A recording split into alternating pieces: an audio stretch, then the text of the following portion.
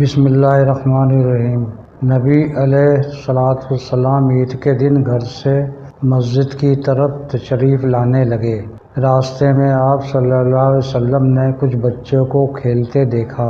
انہوں نے اچھے کپڑے پہنے ہوئے تھے۔ بچوں نے سلام عرض کیا تو نبی علیہ السلام نے جواب ارشاد فرمایا۔ اس کے بعد آپ صلی اللہ علیہ وسلم آگے تشریف لے گئے تو ایک بچے کو خاموشی کے ساتھ اداس بیٹھے دیکھا۔ آپ صلی اللہ علیہ وسلم اس کے قریب رک گئے۔ آپ صلی اللہ علیہ وسلم نے اس بچے سے پوچھا کہ تمہیں کیا ہوا ہے کہ تم اداس اور پریشان نظر آ رہے ہو؟ اس نے رو کر کہا، اے اللہ کے محبوب صلی اللہ علیہ وسلم، میں یتیم مدینہ ہوں۔ میرے سر پر باپ کا سایہ نہیں ہے جو میرے لیے کپڑے لا دیتا۔ میری امی مجھے نہلا کر کپڑے پہنا دیتی، اس لیے میں یہاں اداس بیٹھا ہوں۔ نبی علیہ السلام نے اسے فرمایا کہ تم میرے ساتھ آؤ۔ آپ صلی اللہ علیہ وسلم اسے لے کر واپس اپنے گھر تشریف لائے اور سیدہ عائشہ مدینہ سے فرمایا، عمیر، انہوں نے عرض کیا، لبیک یا رسول اللہ، اے اللہ کے رسول صلی اللہ علیہ وسلم، میں حاضر ہوں۔ آپ نے فرمایا، اس بچے کو نہلا دو۔ چنانچہ اسے نہلا دیا گیا۔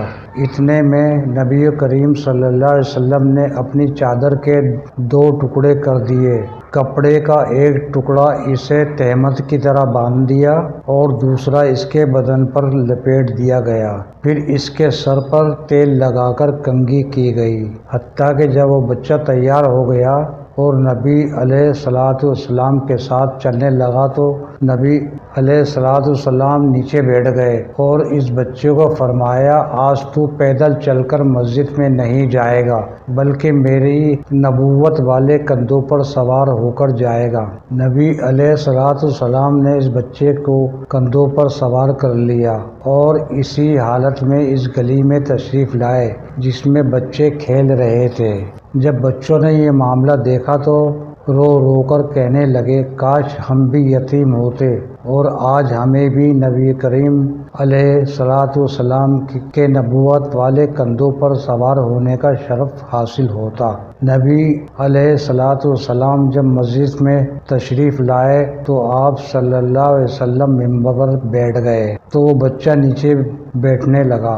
نبی علیہ السلام نے اسے اشارہ کر کے فرمایا کہ تم آج زمین پر نہیں بیٹھو گے۔ چنانچہ آپ صلی اللہ علیہ وسلم نے اس بچے کو اپنے ساتھ ممبر پر بٹھایا اور پھر اس کے سر پر ہاتھ رکھ کر ارشاد فرمایا کہ جو شخص یتیم کی کفالت کرے گا اور محبت و شفقت کی وجہ سے اس کے سر پر ہاتھ پھیرے گا، اس کے ہاتھ کے نیچے جتنے بال آئیں گے اللہ تعالیٰ اس کے نامہ اعمال میں اتنی نیکیاں لکھ دے گا۔